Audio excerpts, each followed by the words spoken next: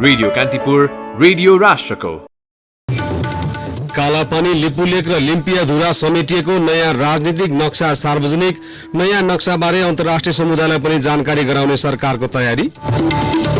मुलुकभरका quarantine स्थललाई COVID-19 संक्रमणको नयाँ hub बन्न सक्ने जोखिम बढ्दो। केन्द्रदेखि स्थानीय सरकारको भूमिका कमजोर भएपछि नागरिक शास्ति बिहोर्न बाध्य। कोरोना परीक्षण गराउनका लागि कुनै शुल्क नतोकेको स्वास्थ्य मन्त्रालयको स्पष्टोक्ति। विश्वमा कोरोना भाइरस संक्रमित 50 लाख नागे। कोरोना के कारण 3,25,000 को ज्यान गयो। समुद्री आँधी पश्चात आएको बाढीका कारण भारतमा 10 लाख बढी विस्थापित। र भलिबललाई राष्ट्रिय खेल घोषणा गरेको 4 वर्ष पुग्दै भलिबल दिवसमा भोलि औपचारिक कार्यक्रम नगरिने भलिबल संघको भनाई। नमस्कार, कान्तिपुर डायरीका साथमा बासु र म पवन। सुरु गरौँ अहिलेसम्मका प्रमुख प्रसंगबाट। कालापानी, लिपुलेक र लिम्पियाधुरा सहितको क्षेत्र समेटेर तयार बनाएको राजनीतिक तथा प्रशासनिक नक्सा सरकारले औपचारिक रूपमा सार्वजनिक गरेको छ। लामो समयसम्म भारतले आफ्नो दावी गरेको सो क्षेत्र समेटेर तयार बनाएको राजनीतिक नक्सा सरकारले आज सार्वजनिक गरेको हो। सो नक्सा सार्वजनिक गर्ने क्रममा भूमि व्यवस्था, सहकारी तथा गरिबी निवारण मन्त्री पद्मा अर्यालले सरकारसँग उपलब्ध प्रमाण र ऐतिहासिक तथ्यका आधारमा नयाँ नक्सा सार्वजनिक गरिएको बताउनुभयो। लिम्पियाधुरासम्म नक्सामा देखिने गरी नेपालको अद्यावधिक प्रशासनिक नक्सा तयार गरी प्रकाशन गर्न र प्रचलनमा ल्याउन नेपाल सरकार मन्त्री परिषदको 2077 2 महिना 5 गतेको बैठकले नेपालको अद्यावधिक राजनीतिक प्रशासनिक नक्सा स्वीकृत गरी लागू गर्ने निर्णय गरेको छ। भारतीय अतिक्रमणमा परेको लिपुलेक, लिम्पियाधुरा र कालापानी समेटिएको नयाँ नक्सा सत्यमा आधारित रहेर तयार पारिएको मन्त्री अर्यालले उल्लेख गर्नुभयो। सरकारको नीति तथा कार्यक्रममा नयाँ नक्सा सार्वजनिक गर्ने कार्यक्रम परेकाले पनि सो नक्सा सार्वजनिक गरिएको उहाँको भनाइ थियो। मन्त्री अर्यालले भारतसँग वार्ताका माध्यमबाट सीमा विवाद समाधान गर्ने बताउनुभयो। मुलुकको सम्पूर्ण भूभाग स्पष्टसँग देखिने नक्सा प्रकाशन भइसकेकाले प्रचलनमा ल्याउन मन्त्री अर्यालले सबैलाई आग्रह गर्नुभयो।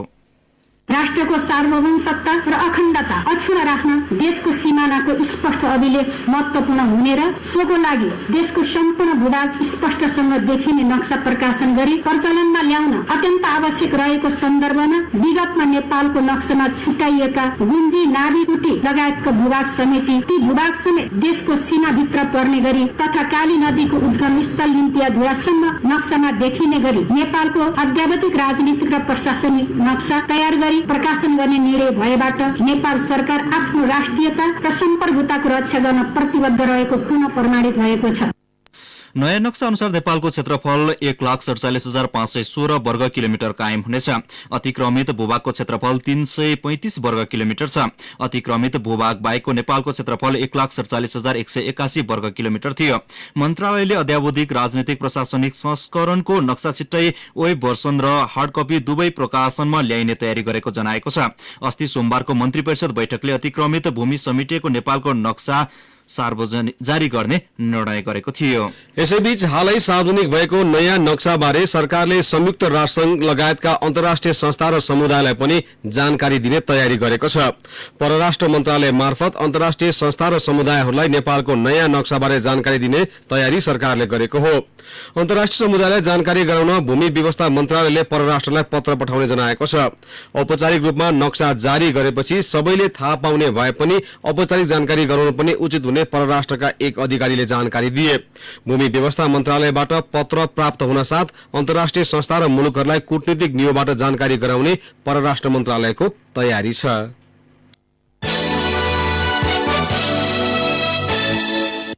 नेपालमा कोरोना भाइरस संक्रमितको संख्या 427 पुगेको छ। स्वास्थ्य तथा जनसंख्या मन्त्रालयले आज थप 25 जनामा कोरोना पुष्टि भएसँगै संक्रमितको संख्या 427 पुगेको जनाएको हो। उनीहरू 3 देखि 48 वर्ष उमेर समूहका 18 पुरुष र 7 जना महिला छन्। मन्त्रालयले आज आयोजना गरेको नियमित मिडिया ब्रिफिङमा प्रवक्ता डाक्टर विकास देवकोटाले संक्रमण पुष्टि हुनेमा धनकुटाका 28, 29, 35 र 37 वर्षका 4 जना पुरुष र 1 जना 24 वर्षीय महिला गरी 5 जना रहेको जानकारी दिनुभयो। यस्तै बाँकेको नरैनापुरका 17, 20, 28 र 30 वर्ष उमेर समूहका 6 पुरुष र खजुरा 5 का 27 वर्षीय पुरुष रहेको प्रवक्ता देवकोटाले बताउनुभयो। त्यसका साथै कपिलवस्तुमा 13 जनामा र नवलपरासीमा थप 1 जनामा संक्रमण देखिएको प्रवक्ता देवकोटाको भनाइ छ। यी 427 मध्ये पुरुषहरू 358 जना र महिलाहरू 69 जना रहनु भएको छ। पोजिटिभ देखिएका केसहरूको बारेमा एपिडेमियोलोजी तथा रोग नियन्त्रण महाशाखाबाट कन्ट्याक्ट ट्रेसिङ र यस सम्बन्धी अन्य कार्यहरू भइरहेको छ। हालसम्म 45 जना पूर्ण रूपमा संक्रमण मुक्त भएर घर फर्किएका छन्। हालसम्म 2 जनाले संक्रमणकै कारण ज्यान गुमाएका छन्। सिन्धुपाल्चोक र बाँकेमा एक गरी 2 जनाको मृत्यु भएको हो। मन्त्रालयका अनुसार आजसम्म नेपालमा आरडीटी विधिबाट 75,072 वटा नमूना परीक्षण भएका छन्। पीसीआर विधिबाट भने हालसम्म 35,494 परीक्षण भएको प्रवक्ता देवकोटाले बताउनुभयो। यस्तै कोभिड-19 संक्रमण पुष्टि भएका गुल्मीको मदाने गाउँपालिका 6 पुरकोट दहका 41 वर्षीय पुरुषको अवस्था गम्भीर रहेको तर उनको मृत्यु भएको भन्ने समाचार गलत भएको प्रवक्ता देवकोटाले बताउनुभयो। पीसीआर विधिबाट गर्दा पोजिटिभ देखिएका व्यक्तिको बारेमा विभिन्न समाचार माध्यममा विभिन्न कुराहरू आएकोमा अहिले भर्खरैको समाचार अनुसार उहाँ अझै पनि भेन्टिलेटरमा रहनु भएको छ। उहाँको स्वास्थ्य स्थिति गम्भीर रहेको छ। पीसीआर विधिबाट गर्दा पोजिटिभ। अब कान्तिपुर सविस्तारको पालो। कान्तिपुर सविस्तार।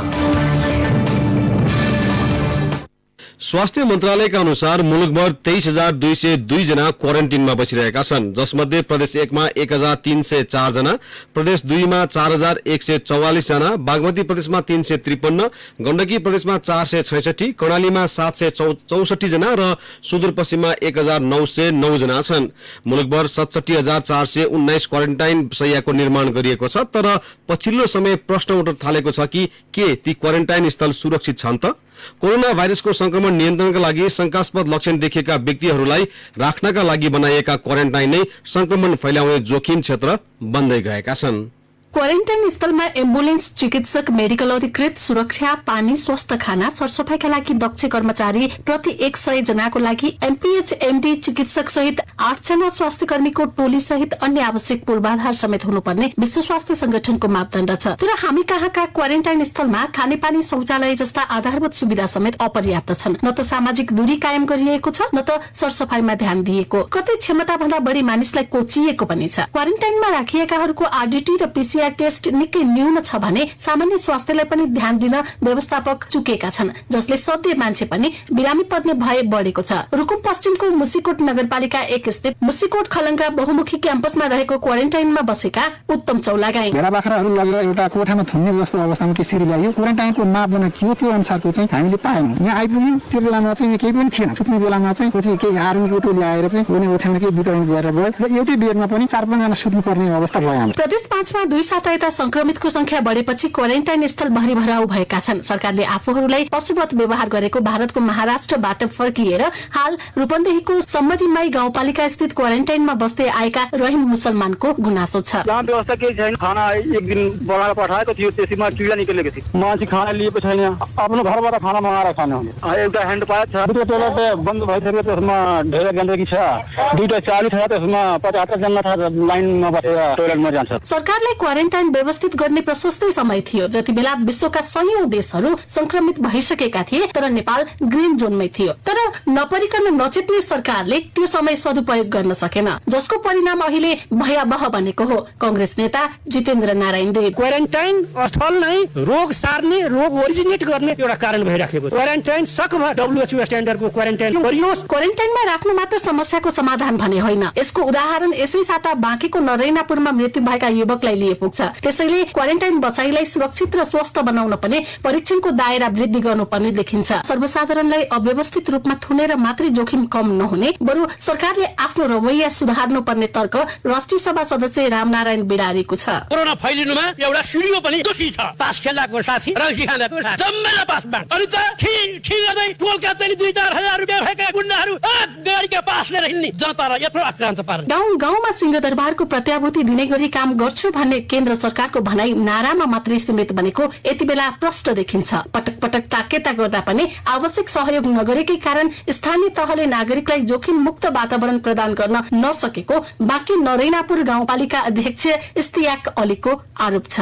थाकेको बोल्दा बोल्दा 2 महिना भइसक्यो। अझ भनिरहेको थिएँ कि यहाँको आवश्यकता छ, यहाँको समाज कस्तो छ। आज मतलब यो समाज सोच्दै कोरोना छैन, कोरोना के हो थाहै छैन। छैन उहाँले यस्तो समाज छ यो समाज बुझेको छैन सिस्टममा हाम्रो धेरै कमी छ लामो समय क्वारेन्टाइनमा बस्दा मानसिक र शारीरिक रूपमा बलियो बनाउने वातावरण तय गर्नुपर्ने शुक्रराज ट्रोपिकल तथा सरुवा रोग अस्पताल टेकुका निर्देशक सागर राज भण्डारी बताउनुहुन्छ।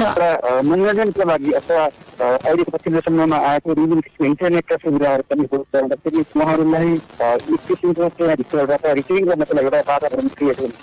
क्वारेन्टाइन स्थल कुनै शरणार्थी शिविर होइन, न त विपदमा परेका मानिसलाई उद्धार गरेर राख्न बनाइएको स्थान नै हो। तर यो विषय न त सरकारले बुझ्यो न त क्वारेन्टाइन स्थलका व्यवस्थापकले नै। विषम परिस्थितिमा उच्च जोखिम न्यूनीकरणका लागि बनाइएका क्वारेन्टाइन स्थल सुविधा सम्पन्न नहोस् तर सुरक्षित र संक्रमण मुक्त हुनै पर्ने डाक्टर शरद वन्त बताउनुहुन्छ। हामीले चाहिँ उच्च जोखिममा रहेको व्यक्तिहरूलाई निगरानीको लागि राख्ने चाहिँ ठाउँ हो। त्यसैले त्यो चाहिँ सुरक्षित हुनुको सँगसँगै यो कुरा हामीले असाध्यै विचार गर्नुपर्छ कि त्यो चाहिँ सामाजिक र मनोवैज्ञानिक हिसाबले त्यो चाहिँ सम्मानित पनि हुनुपर्छ। त्यसैले सेफ्टी र डिग्निटी त्यो चाहिँ क्वारेन्टाइनको पूर्व शर्त।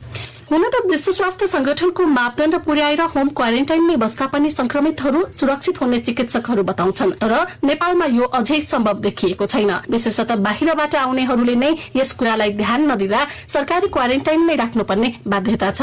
हाल तराईका जिल्लामा भएका क्वारेन्टाइनमा कुनै मापदण्ड पुगेको छैन, जसका कारण त्यहाँबाट संक्रमण फैलिने अवस्था देखिएको हो। तसर्थ सुरक्षा र ज्यान जोगाउन भनेर बनाइएका क्वारेन्टाइन नै आत्मघाती त बन्दै छैनन्। सरकारले यसतर्फ बेलैमा ध्यान दिनु जरुरी छ। रेडियो कान्तिपुरका लागि इन्द्रलक्ष्मी घिमिरे, काठमाडौँ।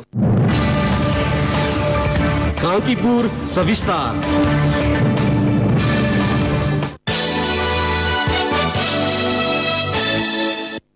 स्वेच्छाले कोरोना परीक्षण गराउनेका लागि हालसम्म कुनै शुल्क नतोकेको सरकारले जनाएको छ। सामाजिक सञ्जालमा परीक्षणको शुल्क बढ़ी भएको भन्दै विरोध भएपछि स्वास्थ्य तथा जनसंख्या मन्त्रालयले आज विज्ञप्ति जारी गरी परीक्षणको दायरा बढ़ाउन मात्र यस्तो व्यवस्था गरेको जनाएको हो। कति शुल्क लाग्ने, प्रयोगशाला कस्तो हुने, सुरक्षा प्रबन्ध कसरी अपनाउने लगायतका विषयमा छलफल र निर्णय हुन बाँकी रहेको मन्त्रालयले जनाएको छ। स्वास्थ्य तथा जनसंख्या मन्त्रालयले हिजो आरडीटी र पीसीआर परीक्षण स्वेच्छाले गर्न चाहने स्वदेशी तथा विदेशी नागरिकहरूले तोकिएका सार्वजनिक स्वास्थ्य संस्थाहरूमा गएर परीक्षण गराउन सक्ने नीतिगत निर्णय गरेको बताएको थियो। यसैबीच कोशी अस्पतालको कोभिड-19 उपचार केन्द्रमा भर्ना भएका थप 8 जना संक्रमण मुक्त भएर आज डिस्चार्ज भएका छन्। डिस्चार्ज हुनेहरू भुल्केका 3 र 5 जना भारतीय नागरिक हुन्। उदयपुरको त्रियुगा नगरपालिका 3 भुल्केका 18 वर्षीय गुड्डू आलम, 46 वर्षीय मोहम्मद साबिर मिया र 52 वर्षीय इद्रिस डिस्चार्ज भएका छन्। त्यस्तै भारतको दिल्लीका 67 वर्षीय मस्तिकम, 40 वर्षीय मोहम्मद सनाउल्लाह, 28 वर्षीय अहमद शहीद, 22 वर्षीय सलमान खान र 55 वर्षीय मोहसिन खान डिस्चार्ज भएका हुन्। डिस्चार्ज भएका मध्ये भुल्केका 3 जनालाई होम क्वारेन्टिन र भारतीय 5 जनालाई विराटनगर 15 रानी स्थित मरकजमा 14 दिन क्वारेन्टिनमा राख्ने व्यवस्था गरिएको कोशी अस्पतालकी मेडिकल सुपरिन्टेन्डेन्ट डाक्टर संगीता मिश्रले बताउनुभयो। भारतीय 5 जना भुल्के स्थित नूरी मस्जिदमा बस्दै गरेको अवस्थामा कोरोना भाइरस संक्रमणको पुष्टि भएपछि वैशाख 5 गते उपचार केन्द्रमा भर्ना भएका थिए। सो केन्द्रबाट संक्रमण मुक्त भएर घर फर्किनेको संख्या 26 पुगेको छ। उपचार केन्द्रमा अहिले 28 जना संक्रमित छन्। कान्तिपुर डायरीमा अब ब्रेकको पालो। अब बाँकी प्रसंग। नेपाल विशेष सेवा विधेयक राष्ट्रिय सभाबाट बहुमतले पारित भएको छ। विधायन व्यवस्थापन समितिको प्रतिवेदन सहित सो विधेयक राष्ट्रिय सभाको आजको बैठकले बहुमतले पारित गरेको हो। राष्ट्रिय अनुसन्धान विभागलाई प्रधानमन्त्री तथा मन्त्री परिषदको कार्यालय मातहत ल्याउने व्यवस्था सहितको सो विधेयकमा भएका कतिपय प्रावधानप्रति संसदले असन्तुष्ट भएपछि विधेयक पारित हुन सकेको थिएन। सो विधेयकमा नेपालको स्वतन्त्रता, सार्वभौम सत्ता, भौगोलिक अखण्डता, राष्ट्रिय स्वाधीनता, राष्ट्रिय हितको रक्षा गर्न तथा राष्ट्रिय र आन्तरिक सुरक्षा कायम गर्न अनुसन्धान विभागलाई सूचना संकलन गर्न पाउने अधिकार दिएको छ। यस्ता विषयमा सूचना संकलन गर्दा शंकास्पद व्यक्तिको विभिन्न माध्यमबाट भएका कुराकानीलाई अभिलेख गर्न पाउने अधिकार दिएको छ। सो प्रावधानमा रहेर गुप्तचर निकायले सबैको टेलिफोन ट्यापिङ गर्न सक्ने भन्दै सांसदले आपत्ति जनाएका थिए। सो विधेयक गत मंसिर 25 गते नै राष्ट्रिय सभामा दर्ता भएको थियो। यस्तै प्रतिनिधि सभाबाट आएका बिउ बिजन दोस्रो संशोधन विधेयक र बिरुवा संरक्षण पहिलो संशोधन विधेयक पनि राष्ट्रिय सभाबाट स्वीकृत भएको छ। विधायन व्यवस्थापन समितिका सभापति परशुराम मेगी गुरुङले नीति तथा अनुसन्धान प्रतिष्ठान विधेयक सम्बन्धी समितिको प्रतिवेदन पेश गर्नु भएको छ। राष्ट्रिय सभाको अर्को बैठक आगामी सोमबार बिहान 11 बजेसम्मका लागि स्थगित भएको छ। यसैबीच कोरोना भाइरसको संक्रमण भएका सम्भावित संक्रमित व्यक्तिलाई राख्न तथा विदेशबाट फर्किएका नेपालीलाई राख्न ठूला होटलहरूलाई क्वारेन्टिन र आइसोलेसन बनाउन सांसदले माग गरेका छन्। राष्ट्रिय सभाको आजको बैठकको शून्य समयमा बोल्दै प्रमुख प्रतिपक्षी नेपाली कांग्रेसका सांसद प्रकाश पन्थले सुविधा सम्पन्न होटलहरूलाई आइसोलेसन र क्वारेन्टिन बनाउनु पर्ने बताउनु भएको हो। नेकपा सांसद नन्दा चपाईले कोरोना संक्रमित बिरामी र दीर्घरोगी तथा गर्भवतीको स्वास्थ्य परीक्षण एकै ठाउँमा भइरहेकाले सरकार सचेत रहनुपर्ने बताउनुभयो। नेकपाकै सांसद माया प्रसाद शर्माले द्वन्द्वकालीन समयमा पदमुक्त गरेका शिक्षकहरूलाई उचित क्षतिपूर्तिको व्यवस्था गर्न माग गर्नुभयो। प्रदेश 1 को आर्थिक मामिला तथा योजना मन्त्रालयका कर्मचारीलाई घुस दिन खोज्ने जलस्रोत तथा सिंचाई विकास डिभिजन कार्यालय मोरङका डिभिजन प्रमुख आनन्द कुमार झा पक्राउ परेका छन्। अख्तियार दुरूपयोग अनुसन्धान आयोगको टोलीले उनलाई आज पक्राउ गरेको हो। झाले आर्थिक मामिला तथा योजना मन्त्रालयको बजेट योजना तथा कार्यक्रम शाखामा कार्यरत शाखा अधिकृत विदुर पौडेललाई 10,000 रुपियाँ दिन खोजेको आयोगको भनाइ छ। शाखा अधिकृत पौडेलले भने सो रकम अस्वीकार गरेको बयान दिएका छन्। आफूलाई जबरजस्ती रकम दिन खोजेको भन्दै पौडेलले भ्रष्टाचार जन्य कसुरमा सजाय गराइ पाऊँ भनी निवेदन दिएका थिए। सो विषयमा जानकारी पाएपछि प्रदेश 1 का मुख्यमन्त्री शेरधन राईले घटनामा संलग्नलाई अख्तियारमा बुझाउन निर्देशन दिनुभएको थियो। मुख्यमन्त्रीको निर्देशन लगत्तै अख्तियारको इटहरी स्थित कार्यालयबाट खटिएको टोलीले झालाई पक्राउ गरेको हो। कोरोना भाइरसको विश्वव्यापी जोखिम उच्च हुँदा विभिन्न मुलुकमा रहेका नेपालीहरूको तथ्याङ्क संकलन गर्न नेपाली कांग्रेसले एप तथा वेब एप सार्वजनिक गरेको छ। कांग्रेस सभापति शेरबहादुर देउवाले दिउँसो ट्विटर मार्फत एप र वेबको सार्वजनिक गर्नुभएको हो। संकटमा उद्धार मातृभूमिको कर्तव्य भन्ने नारासहित कांग्रेसले 43 देशबाट एकैसाथ सो एप र वेब सार्वजनिक गरेको हो।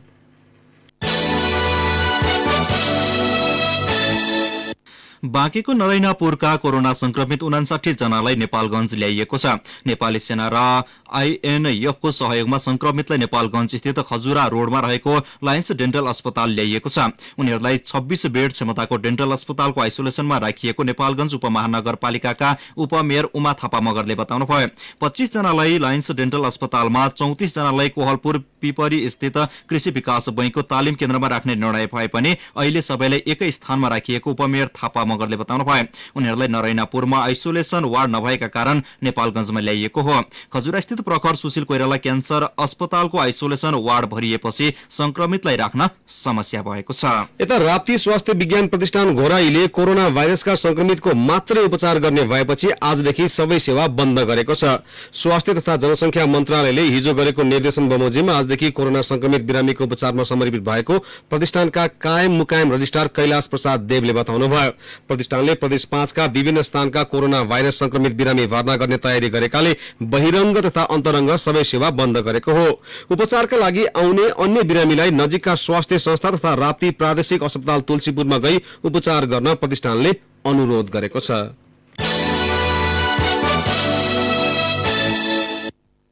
रुकुम पश्चिममा बलात्कारका घटना बढेका छन्। विशेष गरी मानसिक रूपमा विक्षिप्त तथा सुस्त मनस्थितिका महिला र युवतीहरू बलात्कारमा पर्न थालेपछि यति बेला रुकुम पश्चिम चिन्तित बनेको छ। रुकुम पश्चिमबाट सहकर्मी महेश केसीको रिपोर्ट।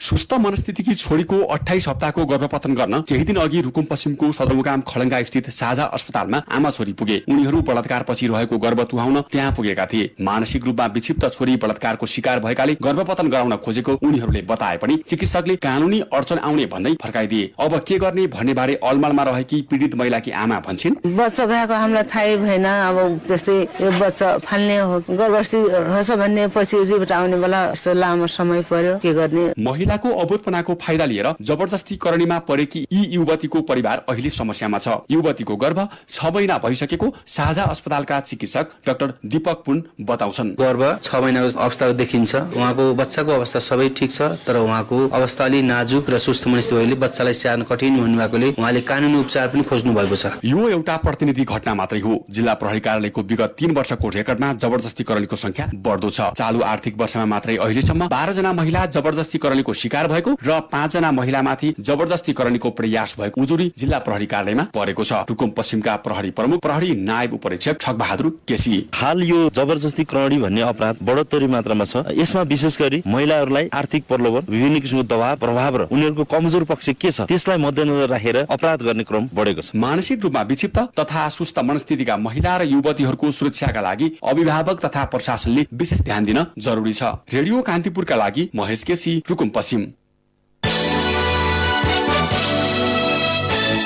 धादिङ स्थित पृथ्वी राजमार्गबाट त्रिशुली नदी तरेलाई कडाई गरिएको छ। कोरोना भाइरस नियन्त्रण गर्न लकडाउन गरिएको करिब 2 महिना पुग्नै लाग्दा सदरमुकाम धादिङ बेसी लगायत त्रिशुली नदी वारीका 8 स्थानीय तहमा प्रवेश गर्न कडाई गरिएको हो। कोरोना नियन्त्रण तथा व्यवस्थापन समितिको बैठकले जिल्ला सदरमुकाम लगायत स्थानमा विशेष सावधानी अपनाउने र त्रिशुली नदी र बुढी गण्डकी नदी तरेर आउने सवारी साधनलाई विशेष निगरानी गर्न सिद्धलेकको फुर्के खोला स्थित पुल र गोर्खाबाट आउने बुढी गण्डकीका आरुघाट र बुङकोट घाट पुलमा अस्थायी प्रहरी पोस्ट खडा गरेर सुरक्षा जाँचमा कडाई गर्ने निर्णय गरेको हो। कान्तिपुर डायरीमा अब गोर्खा डायरीको पालो। गोर्खा डायरीमा हरिराम उप्रेतीको नमस्कार। मौजदात कम भएको भन्दै खाद्य व्यवस्था तथा व्यापार कम्पनी लिमिटेड शाखा कार्यालय गोर्खाले सदरमुकामको गोदामबाट चामल बिक्री रोकेको छ। लकडाउन अघि प्राय शून्य रहने गरेको सो गोदाममा 1.5 महिनाको अवधिमा बिक्री दर बढेको थियो। कोरोना भाइरसको संक्रमण फैलिरहेको अवस्थामा न्यूनतम मौजदात राख्नुपर्ने बाध्यता रहेकाले चामल बिक्री तत्कालका लागि स्थगित गरेको शाखा प्रमुख नवीन बस्नेतले बताउनुभयो। लकडाउन सुरु भए यता गोर्खामा वन्यजन्तु मृत अवस्थामा भेटिने दर बढेको छ। डिभिजन वन कार्यालयका अनुसार लकडाउनको 1 महिनाको अवधिमा मात्र 4 वटा चितुवा मृत भेटिएका छन्। 2 रतुवा मृग, 1 निर्बिरालो र 1 सालक मृत भेटिएको कार्यालयका प्रमुख तोयनाथ पौडेलले बताउनुभयो। 2 वटा चितुवाको बच्चाको भने उद्धार गरिएको कार्यालयले जनाएको छ। यसरी वन्यजन्तु मर्नेको संख्या बढेपछि वन कार्यालयले सजगता अपनाएको दावी गरेको छ। बारपाक सुलीकोट गाउँपालिकाले लकडाउनले कामविहीन बनेका मजदुरलाई लक्षित गरेर राहतको लागि रोजगार कार्यक्रम कार्यविधि बनाएको छ। वैशाख 24 को गाउँ कार्यपालिका बैठकले कार्यविधि अनुमोदन गरी लागू गरेको गाउँपालिकाका प्रमुख प्रशासकीय अधिकृत गौतम भण्डारीले बताउनुभयो। अब राहत पाउनेहरूलाई काममा लगाएर दैनिक रूपमा ज्याला दिइने उहाँको भनाइ छ। अहिले वडा तहमा योजना छनौट चलिरहेको र राहतको लागि रोजगार कार्यक्रम अन्तर्गत गाउँपालिका भरिका झण्डै 800 मजदुर सहभागी हुने भण्डारीले बताउनुभयो। कोरोना भाइरस संक्रमणको जोखिम भित्रन नदिन उच्च सतर्कता अपनाइएको बेला अन्यत्र जिल्लाबाट भित्रन खोज्नेहरूलाई सिधै क्वारेन्टाइन पठाइएको छ। जेठ महिनामा मात्र आफन्त भेटघाट तथा घर फर्किएका 30 जनालाई क्वारेन्टाइनमा पठाइएको छ। मजुरा सहित गोर्खा भित्रने सबै नाकामा 24 घण्टा सुरक्षा निगरानी बढाइएको छ। हवस् त गोर्खा डायरी आजलाई यति नै। हरिराम उप्रेती बिदा हुन्छु, नमस्कार। गोर्खा डायरीपछि कान्तिपुर डायरीमा पुनः ब्रेकको पालो। अब आर्थिक प्रसंग। 1040 मेगावाटको अर्ध जलाशय युक्त आयोजना माथिल्लो अरुणमा लगानी गर्न ऊर्जा, जलस्रोत तथा सिंचाई मन्त्रालयले विश्व ब्याङ्कलाई प्रस्ताव गरेको छ। विश्व ब्याङ्कका नेपाल निर्देशक फारिस जार्भोससँग आज भएको भिडियो संवादमा ऊर्जा मन्त्री वर्षमान पुनले आयोजनामा लगानीको लागि प्रस्ताव गर्नुभएको हो। सरकारले यो वर्षको नीति तथा कार्यक्रममा माथिल्लो अरुणलाई अघि बढाउने उल्लेख छ। मन्त्री पुनले सरकारले यो आयोजनालाई उच्च प्राथमिकतामा राखेको भन्दै वित्तीय व्यवस्थापनको नेतृत्व लिन विश्व ब्याङ्कलाई आग्रह गर्नुभएको हो। माथिल्लो अरुणको विस्तृत परियोजना प्रतिवेदन डीपीआर पनि विश्व ब्याङ्कको सहयोगमा तयार भइरहेको छ। डीपीआर तयारी अन्तिम अवस्थामा रहेको मन्त्री पुनले जानकारी दिनुभयो। विश्व ब्याङ्कका नेपाल निर्देशक फारिद जार्भोसले प्रस्तावलाई उच्च व्यवस्थापनसम्म पुर्याउने प्रतिबद्धता जनाउनु भएको मन्त्री पुनको सचिवालयले जारी गरेको विज्ञप्तिमा उल्लेख छ। सरकारले नेपाल विद्युत प्राधिकरण मार्फत कम्पनी मोडलमा माथिल्लो अरुण जलविद्युत आयोजना निर्माण अघि बढाउने सैद्धान्तिक निर्णय यसअघि नै गरिसकेको छ। अब अन्तर्राष्ट्रिय प्रसंग। कोरोना भाइरसबाट संक्रमित हुनेको संख्या विश्वभर 50,11,405 पुगेको छ। संक्रमित मध्ये 3,25,457 जनाले ज्यान गुमाएका छन्। 19,76,488 जना पूर्ण रूपमा संक्रमण मुक्त भइसकेका छन्। अमेरिकामा सबैभन्दा धेरै 15,71,131 जना संक्रमित पुग्दा 93,588 जनाको मृत्यु भएको छ। बेलायतमा 2,48,818 संक्रमित हुँदा 41 जनाको ज्यान गएको छ। छिमेकी मुलुक भारतमा हालसम्म 1,06,886 जना संक्रमित छन्। 3,303 जनाले ज्यान गुमाएका छन्। चीनमा 82,965 जनामा संक्रमित हुँदा 4,634 जनाको मृत्यु भएको छ। 25,063 जना संक्रमित रहेको यूएईमा 227 जनाले ज्यान गुमाएका छन्। जापानमा 16,367 संक्रमित छन्। 768 जनाको संक्रमणकै कारण ज्यान गएको छ। 54औं स्थानमा रहेको अस्ट्रेलियामा 7,068 जना संक्रमित हुँदा 100 जनाको ज्यान गएको छ। यसैबीच मुसामा गरिएको परीक्षण सफल भएपछि थाइल्याण्डले कोरोना संक्रमण विरुद्धको भ्याक्सिनको परीक्षण बाँदरमा गर्ने भएको छ। बाँदरमा गरिने परीक्षण पनि सफल भएमा आगामी वर्षदेखि सो भ्याक्सिन तयार हुने अल जजिराले उल्लेख गरेको छ। भारतको पश्चिम बंगालमा समुद्री आँधी पश्चात आएको बाढ़ीका कारण 10 लाख बढी मानिस विस्थापित भएका छन्। सन् 1979 पछिको ठूलो आँधीले बांग्लादेशलाई समेत प्रभावित बनाएको छ। कोरोना भाइरस संक्रमण महामारीको रूप लिएको समय सो प्रकोपका कारण जनजीवन थप प्रभावित भएको बीबीसीले जनाएको छ। निश्चित सामाजिक दूरी कायम गर्नुपर्ने बाध्यताका बीच विस्थापित भएका स्थानीयको जनजीवन कष्टकर बन्दै गएको छ। भारतको मौसम विभागले आँधीपछि अधिकांश स्थानमा बाढ़ी गएको जनाएको छ। मौसम पूर्वानुमान महाशाखाका अनुसार सुरुमा पूर्वी क्षेत्रमा आएको आँधी बिस्तारै उत्तर पूर्वी शहर कोलकातासम्म पर्न सक्नेछ। सो आँधीले भोलि बांग्लादेश हुँदै भुटानसम्म पुग्ने त्यहाँको मौसम पूर्वानुमान महाशाखाले जनाएको छ। अब खेल प्रसंग भलिबल नेपालको राष्ट्रिय खेल घोषणा भएको भोलि 4 वर्ष पुग्दैछ। भलिबल संघले 30 यता वर्षेनी जेठ 8लाई भलिबल दिवसको रूपमा मनाउँदै आएको छ। तर यसपटक कोरोना महामारीका कारण कुनै पनि औपचारिक कार्यक्रम आयोजना नगरिने नेपाल भलिबल संघले जनाएको छ। सरकारले 2074 जेठ 8 गते भलिबललाई नेपालको राष्ट्रिय खेल घोषणा गरेको थियो। तर यसपटक कोरोना महामारीका कारण देश लकडाउनमा रहेकाले भलिबल दिवसमा कुनै औपचारिक कार्यक्रम गर्न नसकिने संघका अध्यक्ष मनोरञ्जन रमन शर्माले जानकारी गराए। तर पनि सम्भव भएसम्म भिडियो कन्फरेन्स मार्फत एक आपसमा भलिबल दिवसको शुभकामना आदान प्रदान गर्ने अध्यक्ष शर्माले बताएका छन्। अवश्य सधैँलाई कान्तिपुर डायरी समाप्त हुन्छ। राति 8 बजे सेक्युरिटी एन्ड क्राइम डायरीका साथ आउने नै छौं। तबसम्मका लागि बासु र पवनलाई आज्ञा दिनुहोस्। नमस्कार। Time check. It's 7 p.m.